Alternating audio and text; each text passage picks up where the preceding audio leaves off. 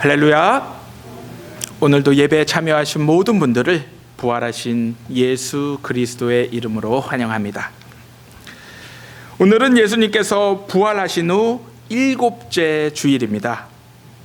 우리가 이 7째의 기간을 기억하며 지키는 이유는 부활하신 예수님께서 40일 동안 이 땅에서의 사역을 마무리하시고 돌아오는 목요일에 승천하신 것을 기억하기 위함입니다. 사실 기독교인들에게 있어서 부활절은 매 주일이라 해도 과언이 아닐 것입니다.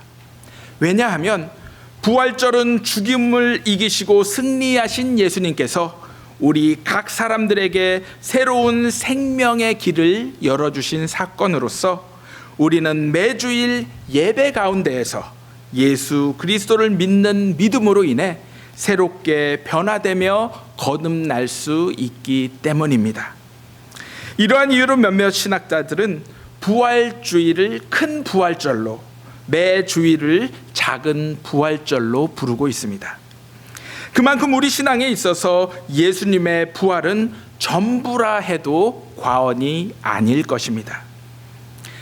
하지만 우리는 부활을 현재적인 사건이 아닌 마치 먼 미래에 일어날 일로 착각하며 살아갈 때가 있습니다. 다시 말해 지금 당장 이 땅에서 살아가는 나와는 전혀 상관없는 일로 여기며 살아가고 있는 것입니다. 그러나 오늘 우리에게 주신 요한복음 11장 17절에서 27절의 말씀은 현재의 삶 속에서 우리가 부활에 대하여 어떠한 믿음과 어떠한 자세를 가지고 살아가야 하는지 명확히 보여주고 있습니다. 오늘 말씀은 나사로의 죽음을 배경으로 하고 있습니다. 먼저 나사로에게 큰 병이 찾아오자 나사로의 누이들인 마르다와 마리아는 급히 예수님께 사람을 보내어 나사로의 위급함을 알렸습니다. 하지만 예수님은 이 병은 죽음으로 이끄는 것이 아닌 하나님의 영광을 드러내기 위한 것임을 말씀하시며 자신이 머물던 요단강 건너편에서 이틀을 더 보내시고 나사로가 있는 베다니로 출발하시게 되었습니다.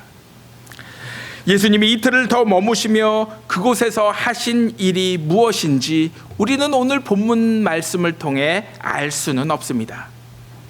그럼에도 불구하고 우리가 추측해 볼 수 있는 사실 한 가지는 당장 예수님께서 나사로를 향해 다가가시는 것보다 하나님의 뜻을 이루시기 위해 예수님이 감당하셔야 할 사명이 그곳에 있었다라는 것입니다.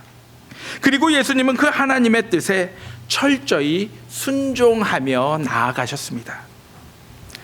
우리는 이러한 예수님의 모습 속에서 당장의 기분이나 혹은 감정으로 치우쳐 하나님의 일을 처리하는 모습이 아닌 오직 하나님의 뜻을 따라 하나님의 때를 기다리는 모습을 예수님을 통해 발견하게 됩니다. 바로 무엇이라도 당장 하지 않으면 모든 일들이 죽음과 파멸로 끝나버릴 것 같을지라도 하나님의 뜻을 쫓아 순종했을 때 그 후 예수 그리스도를 통해 하나님의 영광이 그곳에서 밝히 드러나게 됨을 우리 모두에게 보여주고 있는 것입니다. 우리도 하나님의 일을 감당할 때 우리의 기분이나 느낌 혹은 상황에 따라 움직이는 것이 아닌 예수 그리스도를 향한 믿음 가운데에서 참고 하나님의 때를 기다리며 그분의 뜻에 마지막까지 순종하는 모습으로 나아가시기를 주님의 이름으로 기도합니다. 이제 예수님께서 그곳에 도착하시니 나사로는 이미 무덤 속에 있은 지 나흘이나 지나게 되었습니다. 그 당시 유대인들은 전통적으로 사람이 죽은 지 사흘 후에 장사를 지냈습니다. 왜냐하면 의료 기술이 발달하지 않은 상황 속에서 적어도 사흘의 시간이 지나야 죽음이 확실하다고 공개적으로 단정 지을 수 있었기 때문입니다. 그런데 나사로는 사흘이 지난 나흘까지 무덤 속에 있었습니다. 이 사실은 한마디로 나사로는 누가 보더라도 확실히 죽었다라는 것을 우리들에게 보여주고 있습니다. 이때 마르다가 그곳에 도착하신 예수님을 맞이하러 나가게 되었습니다. 그녀는 제일 먼저 예수님을 향해 주님이 여기에 계셨더라면 내 오라비가 죽지 않았을 것을 안타까워하며 예수님에게 이야기를 하게 됩니다. 아마도 마르다의 마음속에는 예수님께서 아픈 나사로와 함께 하셨더라면 그를 능히 고칠 수 있었을 것이라는 예수님을 향한 강한 믿음이 있었던 것으로 보입니다. 그럼에도 불구하고 마르다는 곧 자신의 개인적인 실망감을 뒤로하고 이제라도 주님께서 하나님께 구하는 모든 것을 하나님께서 다 이루어 주실 것이란 믿음의 고백으로 예수님께 나아가고 있음을 우리는 발견하게 됩니다. 이러한 마르다를 향해 예수님은 내 오라비가 다시 살아날 것이다 라고 말씀을 해주셨습니다.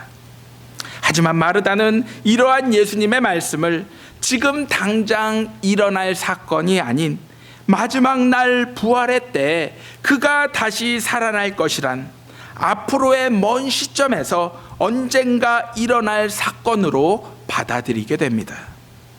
그러자 예수님은 마르다를 포함한 그곳에 있는 모든 사람들을 향해 자신이 누구이신지 명확하게 자신의 정체를 이렇게 드러내십니다.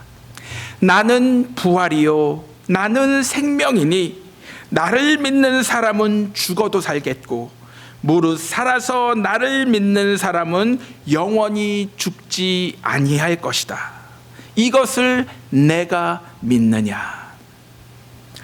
여기서 예수님은 자신이 부활과 생명의 주인이심을 명확히 선포하시며 예수님을 향한 믿음만이 지금 당장 죽음의 권세를 뛰어넘어 부활을 통해 영원한 생명의 세계로 인도될 것임을 말씀하고 계십니다. 다시 말해 예수 그리스도를 믿는 믿음 안에서 육체적 죽음의 한계를 이겨냄으로써 예수 그리스도와 더불어 지금부터 새로운 생명의 삶을 살아가게 될 것을 선포하고 계시는 것입니다. 여기서 예수 그리스도는 마지막 날에 죽은 자를 살리실 분이 아닌 지금 여기서 그를 믿는 모든 사람들에게 구원을 주시는 분이심을 모든 사람들에게 알리고 계신 것입니다. 그러므로 예수 그리스도를 믿는 사람들은 죽음의 세력을 모두 이겨내고 죽음에서 나사로가 부활한 것과 같이 지금부터 새로운 생명을 소유하며 살아가게 되는 것을 믿으시기 바랍니다. 이러한 이유로 예수 그리스도를 부활이요 생명으로 고백하는 사람들은 어떠한 상황 속에서도 실망하거나 낙담할 수가 없습니다. 왜냐하면 지금 우리가 겪고 있는 고난과 고통은 장차 주님이 주시는 새로운 삶으로 나아가기 위한 하나의 과정에 불과하기 때문입니다. 바로 여기에 우리 교회가 존재하는 분명한 이유가 담겨 있습니다. 우리 교회의 사명은 이러한 생명의 복음을 널리 전하하며 사람들이 예수 그리스도를 통해 부활을 믿고 영원한 세계로 나아가도록 인도하는 데 있습니다. 그러므로 우리 교회 공동체가 먼저 이 사실을 믿고 함께 고백함으로 말미암아 많은 사람들에게 참된 복음을 전하는 예수님의 제자다운 제자가 되기를, 또한 교회다운 교회가 되기를 주님의 이름으로 기도합니다. 오늘 본문에서 마르다는 이러한 예수님의 말씀을 전적으로 이해하지는 못했지만 예수님을 세상에 오실 그리스도이시며 하나님의 아들이심을 믿는다라는 고백을 하게 됩니다. 물론 마르다는 나사로의 부활 사건을 아직 경험하지 못했기에 예수님과의 대화 가운데에서도 나사로의 부활을 여전히 미래에 일어날 사건으로 오해하고 있었습니다. 그렇다면 지금 나사로의 부활 사건을 알고 있는 우리는 부활과 생명에 대하여 어떠한 믿음의 자세를 가지고 계십니까? 여전히 예수님의 말씀을 오해하며 마르다와 같이 미래에 일어날 일로만 생각하십니까? 아니면 예수 그리스도를 믿는 믿음 안에서 당장이라도 능히 우리의 삶 속에서 새로운 변화의 사건으로 일어날 수 있는 일로 믿고 계십니까? 우리에게 예수 그리스도가 부활이며 생명이라는 근본적인 믿음이 없이는 우리 주변에서 죽음이 불러일으키는 파괴적이고 공포스러운 불안감을 우리의 힘과 우리의 지혜 그리고 우리의 능력으로 결코 이겨낼 수가 없습니다. 심리학자 프로이드가 언급했던 것과 같이 죽음은 우리를 더욱 죽음으로 이끄는 강력한 힘으로 다가올 수밖에 없는 것입니다. 하지만 우리 안에 부활과 생명의 힘이 자리하게 되었을 때 그 힘은 우리를 더욱 생명으로 이끄는 강력한 힘이 될 것임을 이 시간 믿으시기 바랍니다. 오늘 이 시간 우리에게 주신 말씀을 통해 우리에게 부활의 소망과 새로운 생명의 시작을 매 순간 허락하시는 예수 그리스도 앞에서 그분만을 믿고 의지하는 믿음의 결단으로 나아가는 저와 여러분들이 되시기를 주님의 이름으로 기도합니다. 그리하여 죽음의 모든 공포에서 벗어나 영원한 생명이 허락되는 하나님 나라의 삶을 지금부터 믿음을 통해 누리시는 저와 여러분들이 되시기를 부활하신 예수 그리스도의 이름으로 간절히 기도합니다.